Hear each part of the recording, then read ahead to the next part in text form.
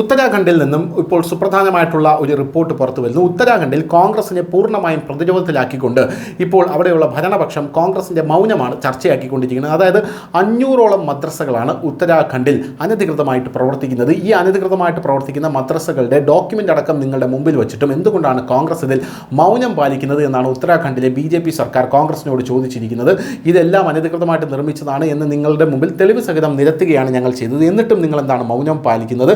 നിയമസഭാ സമ്മേളനത്തിലാണ് ഈ വിഷയങ്ങൾ ഇപ്പോൾ ഭരണപക്ഷം ഉന്നയിച്ചിരിക്കുന്നത്. ഈ വിഷയത്തെ സ്പർശിക്കാനോ സഭയിൽ ഉന്നയിക്കാനോ കോൺഗ്രസിന് ധൈര്യം പോലും ഉണ്ടായില്ല എന്നുള്ളതാണ് വേറൊരു പ്രധാനപ്പെട്ട കാര്യം. എന്തായാലും ഇതിന് പിന്നിൽ മുസ്ലിം പ്രീണന രാഷ്ട്രീയമാണ് എന്നാണ് BJP ആരോപിക്കുന്നത്.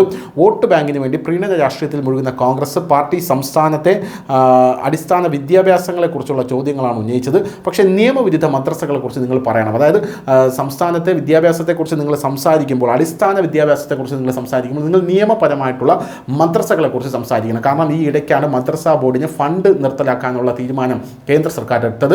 കാരണം മദ്രസ ബോർഡിന് ഫണ്ട് നിർത്തലാക്കാനുള്ള തീരുമാനം എടുത്തതിൻ്റെ പ്രധാനപ്പെട്ട കാരണം ഈ കുട്ടികളെല്ലാവരും തന്നെ മദ്രസയിൽ പോകുന്നു. മദ്രസയിൽ പോയി അവിടെ കൊണ്ട് തന്നെ പഠിത്തം അവസാനിപ്പിക്കുന്നു. സ്കൂളുകളിൽ പോകാൻ അവർ തയ്യാറാകുന്നില്ല എന്നുള്ളത് കൊണ്ടാണ്. കാരണം ഇവർ പറയുന്ന ഒരു ന്യായീകരണം എന്ന് പറഞ്ഞാൽ നമ്മുടെ മദ്രസയിൽ തന്നെ നമ്മളെ കണക്കും സയൻസും എല്ലാം പഠിപ്പിക്കുന്നുണ്ട്, അതുകൊണ്ട് നമുക്ക് സ്കൂളിൽ പോകേണ്ട ആവശ്യമില്ല എന്നുള്ളതാണ്. അപ്പോൾ സ്വാഭാവികമായിട്ടും കോൺഗ്രസ് അടിസ്ഥാന വിദ്യാഭ്യാസത്തെക്കുറിച്ചൊരു ചർച്ച നിയമസഭയിൽ വയ്ക്കുമ്പോൾ ഇതിനെക്കുറിച്ചല്ലേ ആദ്യം സംസാരിക്കേണ്ടത്? 500 അനധികൃത മദ്രസകളുണ്ട്, ഇതിനെക്കുറിച്ച് എന്തുകൊണ്ടാണ് നിങ്ങൾ സംസാരിക്കാത്തത് എന്ന ചോദ്യത്തിൽ കോൺഗ്രസിൻ്റെ ഉത്തരം മുട്ടിപ്പോവുകയായിരുന്നു എന്നുള്ളതാണ് പ്രധാനപ്പെട്ട ഒരു കാര്യം എന്ന് പറയുന്നത്.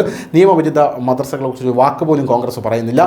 ഉത്തരാഖണ്ഡിലെ ഈ നിയമവിരുദ്ധ മദ്രസകളുടെ എണ്ണം 500ഓളം വരും. ഈ മദ്രസകളിൽ മറ്റ് സംസ്ഥാനങ്ങളിൽ നിന്നുള്ള കുട്ടികൾ വരെ പഠിക്കുന്നുണ്ട് എന്നുള്ളതാണ് പ്രധാനപ്പെട്ട കാര്യം. ആ കുട്ടികളും ഇവിടെ വന്ന് സയൻസും കണക്കുമൊക്കെ പഠിച്ചു പോകുന്നു എന്നാണ് പറയുന്നത്. പോരാത്തതിന് അവർ സ്ഥിര താമസക്കാരാണെന്ന്, അതായത് അവർ സ്ഥിര താമസക്കാരാണെന്ന് അവകാശപ്പെടും. ന്യൂസ് ഇന്ത്യ മലയാളം തന്നെ നേരത്തെ ഒരു വാർത്ത ചെയ്തിരുന്നു.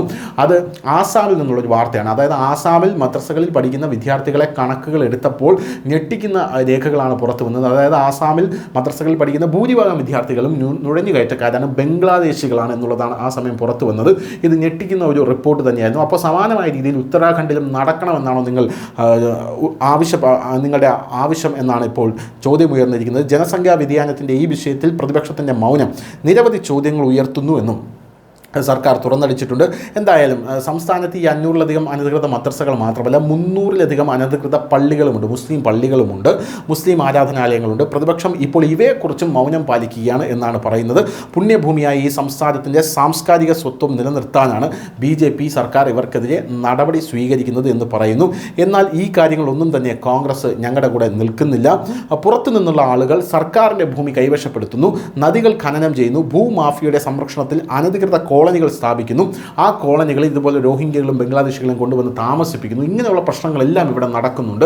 അപ്പോൾ അത്തരത്തിലുള്ള ആൾക്കാരാണ് ഇവിടെ മദ്രസകളിലടക്കം പഠിക്കുന്നത്. അടിസ്ഥാന വിദ്യാഭ്യാസത്തെക്കുറിച്ച് നമ്മൾ സംസാരിക്കുമ്പോൾ വളരെ ഡീപ്പ് റൂട്ടഡ് ആയിട്ട് സംസാരിക്കണം. അതിൻ്റെ വേരോടെ പിഴുതു കളയണമെങ്കിൽ പല ഭാഗത്തു നിന്നും നമ്മൾക്ക് പല കാര്യങ്ങളും ചെയ്തു തുടങ്ങേണ്ടതുണ്ട്. എന്നാൽ കോൺഗ്രസിന് അതിൻ്റെ ധൈര്യമുണ്ടോ എന്നാണ് യഥാർത്ഥത്തിൽ കോൺഗ്രസിനെ വെട്ടിലാക്കിക്കൊണ്ട് നിയമസഭയിൽ ഭരണകക്ഷി കോൺഗ്രസിനോട് ചോദിച്ചത്. News desk, news India Malayalam.